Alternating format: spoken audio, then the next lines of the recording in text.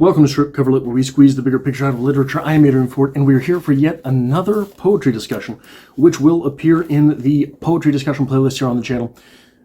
This poem comes to us from Langston Hughes. It's a short poem, and it is titled Dreams. The poem itself reads as such. Hold fast to dreams, for if they die, life is a broken-winged bird that cannot fly. Hold fast to dreams, for when dreams go, life is a barren field, frozen with snow. One more time, so short I'm going to read one more time. Hold fast to dreams, for if dreams die, life is a broken-winged bird that cannot fly. Hold fast to dreams, for when dreams go, life is a barren field, frozen with snow. Now, Langston Hughes did hold fast to the idea of dreams. There are 9 poems in his collection. This is the complete collection, the collected poems of Langston Hughes. 9 of these poems begin, their titles begin with the word dream or dreams, or they're simply titled Dream or Dreams. There are a further 2 poems wherein the first word of the first line is dream or dreams. And that's just the easy stuff, right? That's just the stuff that you can pick up from the index of the collected poems of Langston Hughes. But with a little bit more knowledge of Langston Hughes, we know Dreams of Rivers is one of his bigger poems. We know that Harlem begins with the line, "What happens to a dream deferred?" The idea of dreams were, it seems, very, very big to Langston Hughes. But why? Why would this be? Why would dreams be so important to an artist like Langston Hughes? Why would dreams be such a big thing to someone who was so accomplished? And I think it goes back to the very beginning. I think that it goes back to the very idea of Langston Hughes as an artist. So I think that there is a great to-do about the idea of ideas. So the actualization of Langston Hughes has to be called into question when investigating the idea of dreams to the artist. But think about many of the artists that we know about, okay? So when you think about one of the more complex arts, movie directing, for example, very complex. There are very few, look into it, very few movie directors that come from a place that was not of affluence. Look into it. I promise you. A lot of these names that you know from directing come from families of directors, come from families of influence, come from families of affluence. And what is the art of directing? It's taking these other things and melding them together. It is sort of like composing. It is a composition type of piece. Now, Christopher Nolan, for example, does write his own movies. Many directors do not.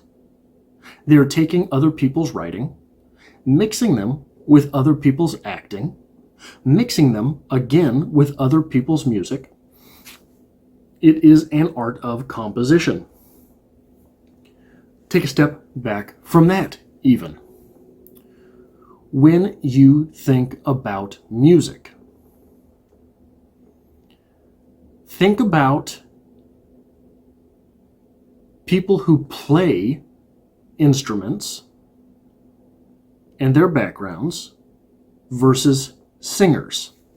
Okay, so for someone to play an instrument, it means that at some point in life, their parents had the money necessary to buy an instrument, rent an instrument, enroll them in the class where instruments were provided. Normally, this is more of a middle class thing.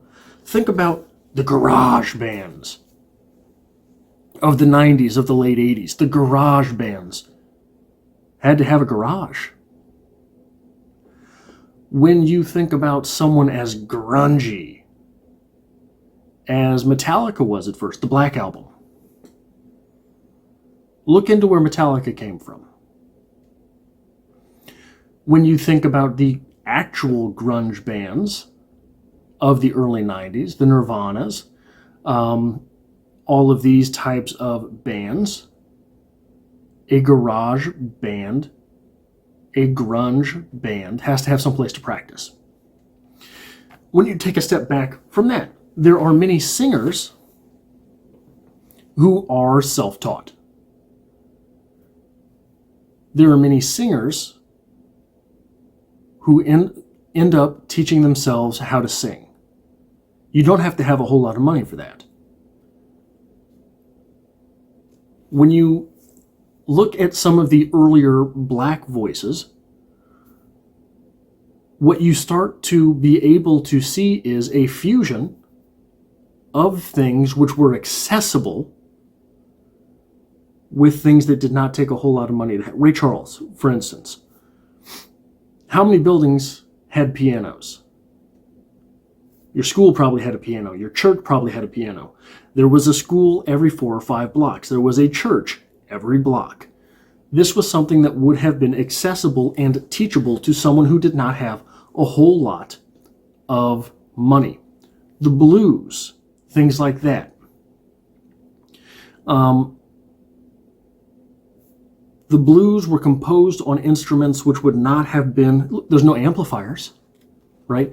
What you're looking at, not at the beginning. Obviously the art form has changed. But you're looking at a type of art form which was accessible to someone who did not have a whole lot. When you look at one of today's more popular art forms, rap, many rappers come from a place without. Come from a place where they didn't have the money. There are, believe it was Dr. Dre, but Dr. Dre or LL Cool J, maybe both. I for some reason it's in my head as both of them. Their mothers saved up for months to get them their first instrument that with which they could compose. But if you look back to the roots of rap, rap was done with sampling. You took someone else's beat that you could get. You could buy a cassette with that beat. And then you perform over it with your own voice. No one has to teach you how to rap. You're not taking that class at university.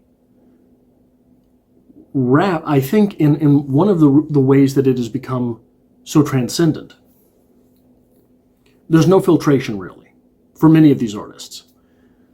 When you look at the individuals who have, I'll just take an example that's off the top of my head, Eminem. Eminem's first album, very raw. Eminem's first album was a guy screaming into a microphone. Eminem's later albums are much more artistically advanced, but he didn't start there. He did not start there. He started with his voice. Many rappers are the same way. They start with a voice. They start with battle rapping. You're not making that beat. Many battle rappers, many rappers who are prevalent today started as battle rappers. They weren't making that beat at all. They were discovered using simply their voice. Why do I have this conversation within this poem by Langston Hughes? Langston Hughes in his lifetime, very successful. Obviously has become transcendent, has become legendary status, all of these things. But within his life, he knew a pretty great amount of success, predicated strictly upon his voice. He was a writer, first and foremost. He was a writer. Someone who took something so simple as ink or lead and laid it upon a sheet of paper. Didn't have to know music, didn't have to be taught how to play a piano, didn't have to understand how to use a camera.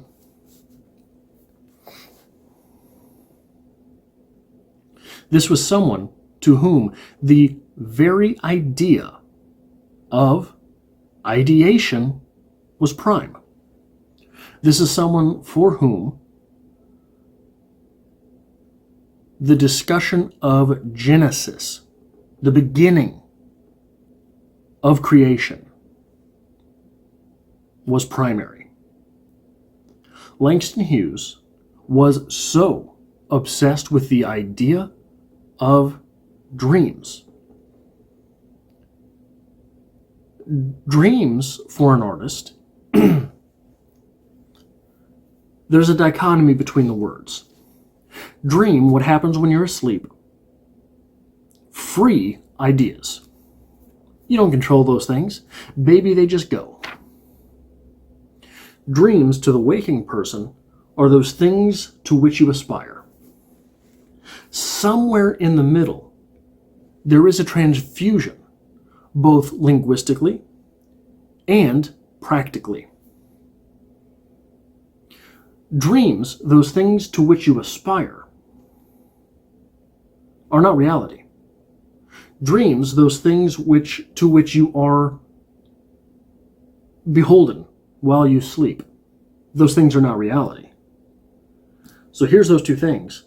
Those things that are free ideas that come to you, and those things that you control, which you want to see.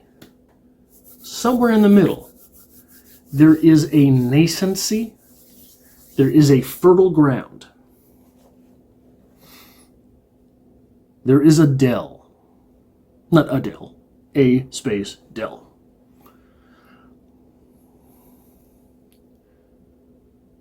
I think when Langston Hughes talks about dreams, he is not speaking of these things to which you aspire, which is, when you read his poetry, very much what it is that you imagine him talking about. He doesn't even have to tell you, this is what happens when you're awake, waking dreams.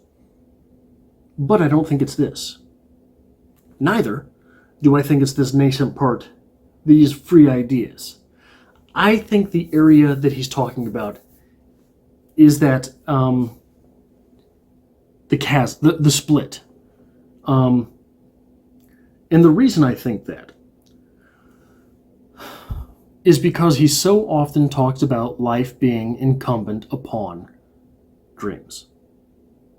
He is someone who has actualized his dreams and knows for life to continue, those dreams have to continue. Hold fast to dreams, for if dreams die, life is a broken-winged bird that cannot fly. Hold fast to dreams, for when dreams go, life is a barren field frozen with snow. Both of those images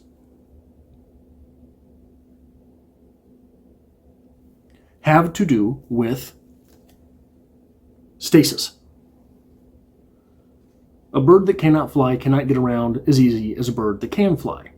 You've seen birds walk, you've seen birds hop along. Very slow process, very difficult. A barren field frozen with snow. If you're stuck in the middle of a barren field frozen with snow, well, there's a Jack London story for you, right?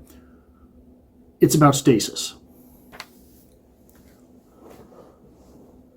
to Langston Hughes, speaking about dreams. The minute that we lose this ability in the middle of both dream states, where the go gets, if we lose we lose that, we're done. Nothing left to see, folks. Go home.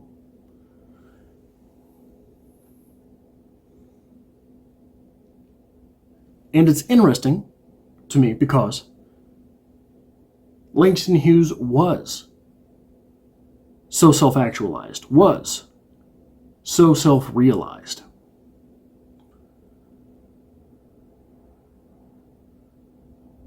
As to still be concerned with Genesis, to still be concerned with where these ideas come from.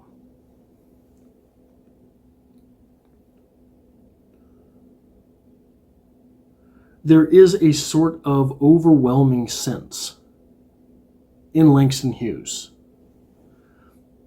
to me, of anxiety. There is an anxiousness to remaining still. Whereas if you look at Billy Collins, for existence, not a big fan of Billy Collins. You read Billy Collins and there is a large sense of stillness. There is a sense of almost the austere. But it is sort of a self-aware austere. I don't think it's pulled off. Neither here nor there, not for this discussion. But when you look, one of the things that is often mentioned with Langston Hughes is people try to talk about the rhythm. I think that's a little racist. I think it's a little lazy. I think that it is both of those things because it is something, there is, admittedly, something that moves you through the poem. I don't think it's rhythm. I think it is an underlying anxiety that Langston Hughes had to stillness.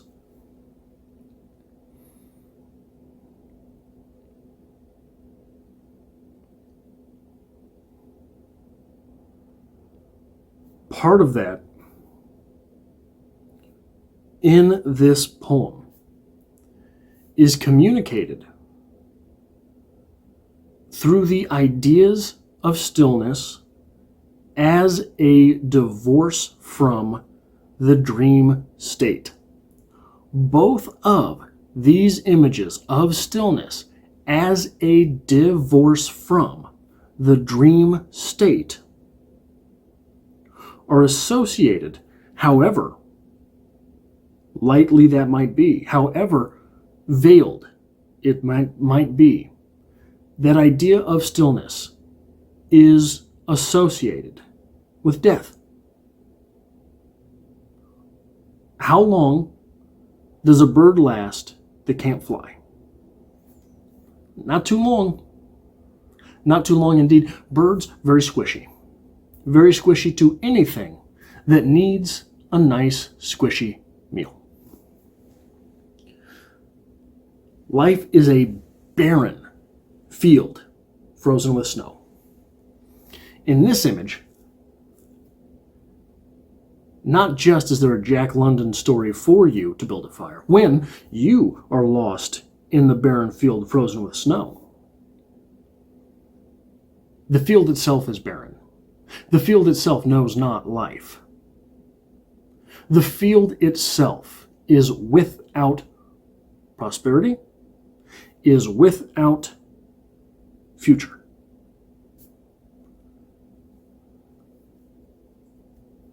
As much as I think Langston Hughes thematically preaches almost a connectedness and interconnectivity, so too does he preach the idea of movement. Movement on an almost unctuous level. Movement compelled by something such as anxiousness, anxiety. And I think that's why the idea of dreams are so prevalent to one Langston Hughes. That is all I have for this poetry discussion. I've got a lot of other poetry discussions here on the channel if you want to check out that playlist. There are quite a few poetry discussions at this point from Langston Hughes. So if this is something to which you might find yourself looking forward, consider hitting that subscribe button. If this is something that you do enjoy, hit that like button because it really helps me out here on the channel. And if you want to stick around, that'd be, cool, just not now. Go away.